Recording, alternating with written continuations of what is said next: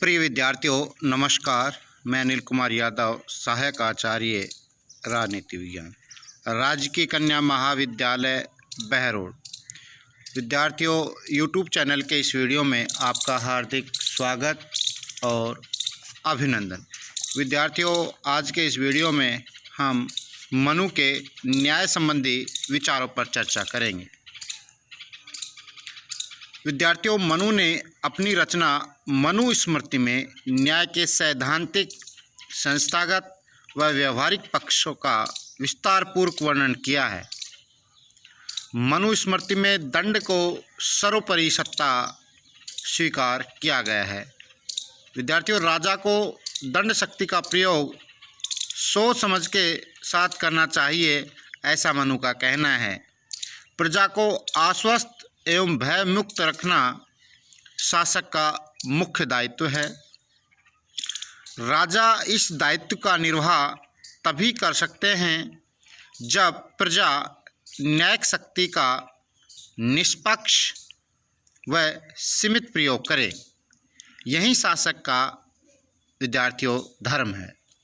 जब राजा काम व क्रोध का परित्याग कर धर्मानुसार न्यायिक शक्ति का प्रयोग करता है, तभी प्रजा उसके अनुशासन को सहृदयपूर्वक स्वीकार करती है।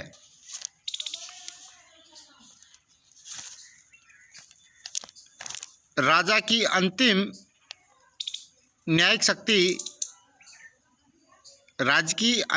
शक्ति राजा में निहित है, किंतु राजा को इसका प्रयोग मनमाने तरीके से नहीं करना चाहिए।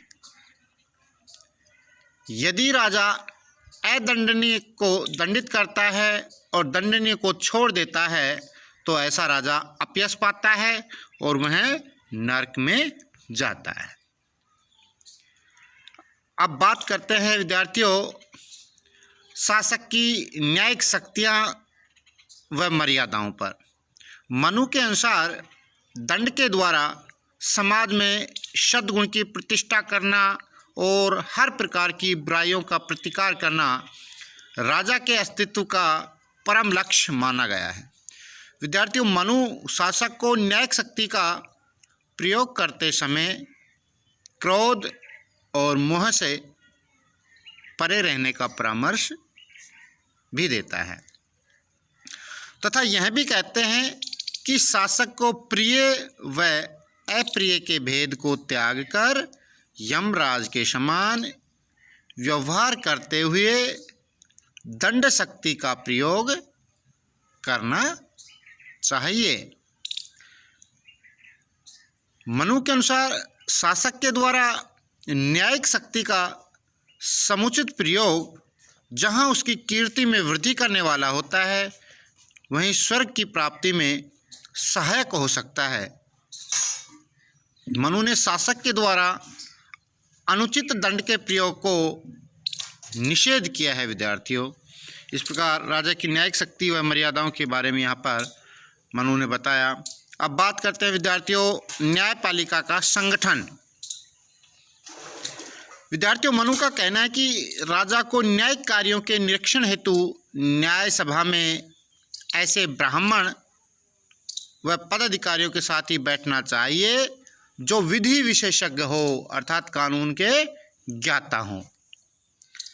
यह निश्चित करना राजा का अनिवार्य दायित्व है कि उसके द्वारा नियुक्त अधिकारी अपने कर्तव्यों का पालन विधि द्वारा स्थापित प्रक्रिया के अनुसार ही करें। यदि न्यायिक शक्ति का उपयोग समुचित रीति से नहीं हुआ हो, तो इसमें उत्पन्न दुष्परिणामों के लिए विद्यार्थियों वह स्वयं उत्तरदायी होगा। तो विद्यार्थियों, इस प्रकार इसकी न्यायपालिका के संगठन के अंतर्गत दो बातें स्पष्ट हो जाती है कि न्यायिक कार्यों के लिए ऐसे पदाधिकारी की नियुक्ति की जाए जो विधि विशेषज्ञ हो, जिनका आचरण निष्ठा व संदेह से परे हो। पद अधिकारी नियुक्त किया जाए। न्याय के लिए उपयुक्त न्यायाधीशों की नियुक्ति करना ही राजा के दायित्व को समाप्त नहीं कर देता विद्यार्थी, अपितु यह सुनिश्चित करना भी उसी का दायित्व है कि उसके द्वारा नियुक्त अधिकारी अपने कर्तव्य का पालन निष्पक्षता और न्याय निष्ठा के साथ करे। मनु राजा को अकेले न्याय करने का परामर्श कभी नहीं देता। न्यायिक शक्ति को मनु स्मृति में एक संस्थागत शक्ति माना जाता है, जिसका उपयोग सदस्यों के द्वारा सामूहिक रूप से किया जाता है।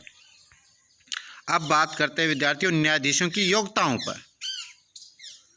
विद्यार्थियों मनु ने न्यायाधीशों के लिए कुछ विशिष्ट योग्यताओं का निर्धारण किया है।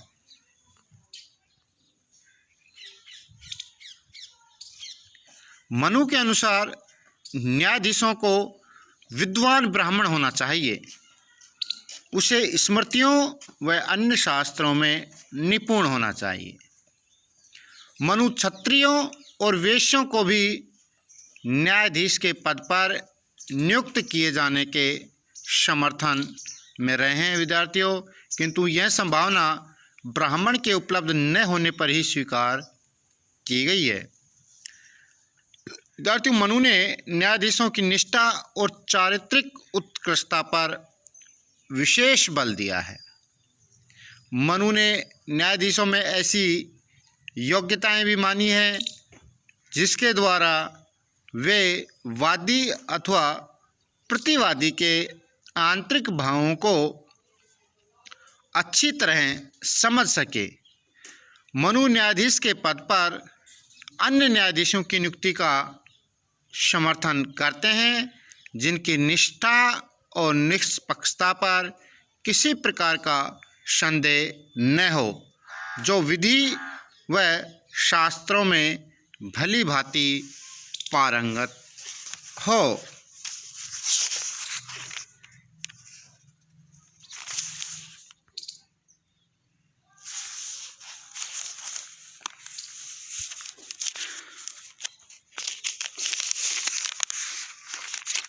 अब बात करते हैं विद्यार्थियों अपराधों व दंडों का जो वर्गीकरण मनु ने किया उस पर। विद्यार्थियों मनु ने विधि के विरुद्ध किए गए कार्यों को अपराध की संज्ञा दी है। मनु ने अपराधों को भिन्न भिन्न श्रेणियों में व उनके लिए निर्धारित दंड का विवेचन किया है। विद्यार्थियों मनु का कहना है कि दंड का निर्धारण केवल अपराध की गंभीरता के आधार पर ही निर्धारित नहीं किया जाना चाहिए तथा उसके सामाजिक स्तर को भी ध्यान में रखा जाना चाहिए। मनु का कहना है कि शूद्र को चोरी करने पर 8 गुना, वैश्य को 16 गुना, क्षत्रिय को 32 गुना और ब्राह्मण को 64 गुना दंड प्राप्त होना चाहिए। इस बात को स्पष्ट करते हुए मनु ने कहा है कि जिस अपराध में साधारण मनुष्य जो 1 पण से दंडनीय होता है, उसी अपराध में राजा सहस्त्रपण के से दंडनीय है। इस प्रकार विद्यार्थियों मनु दंड की दृष्टि से निवारक दंड का समर्थक है। उसके अनुसार दंड का उद्देश्य अपराधी की पाप से मुक्ति है।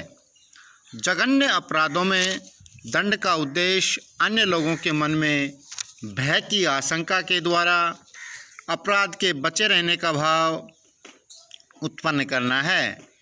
विद्यार्थियों मनु ने 4 प्रकार के दंडों का उल्लेख किया है: वाक्दंड, दिक्दंड, अर्थदंड और भौतिक दंड। अब बात करते हैं विद्यार्थियों न्यायिक प्रक्रिया की, मनु के द्वारा स्पष्ट की गई न्यायिक प्रक्रिया। तो विद्यार्थियों मनु ने दीवानी और आपराधिक दोनों प्रकार के वादों में खुले न्यायालयों में मुकदमे की व्यवस्था पर बल दिया। मुकदमों के निपटारे के लिए निर्धारित प्रक्रिया अपनाई जानी चाहिए, जिसे मनु ने व्यवहार का नाम दिया है। मनु का कहना है कि राजा को वादी और प्रतिवादी दोनों ही पक्षों की बातों को ध्यानपूर्वक और गंभीरतापूर्वक सुनना चाहिए। मनु ने न्यायाधीशों से यह अपेक्षा की है कि वे वादी और प्रतिवादी के हाव भावों को जानकर सत्य का अनुसंधान करेंगे। मनु प्रत्यक्षदर्शी साक्षी के कथन को विश्वसनीय आधार पर मानते हैं, किंतु उनके साथ साथ न्यायाधीशों को उसकी बातों को अंतिम सत्य नहीं मान लेना चाहिए। परिस्थितिजन्य साक्ष्यों का भी ध्यान रखना चाहिए। वे सत्य साक्ष्यों के प्रति न्यायालय में सम्मानजनक व्यवहार की अपेक्षा करते हैं। उन पर किसी प्रकार के दबाव का वे विरोध करते हैं। न्यायाधीश ऐसे वातावरण का निर्माण करें जिसमें साक्षी भय मुक्त होकर अपनी गवाही दें। मनु यह भी मानते हैं कि अपराधी को बचाव का पूरा अवसर दिया जाए।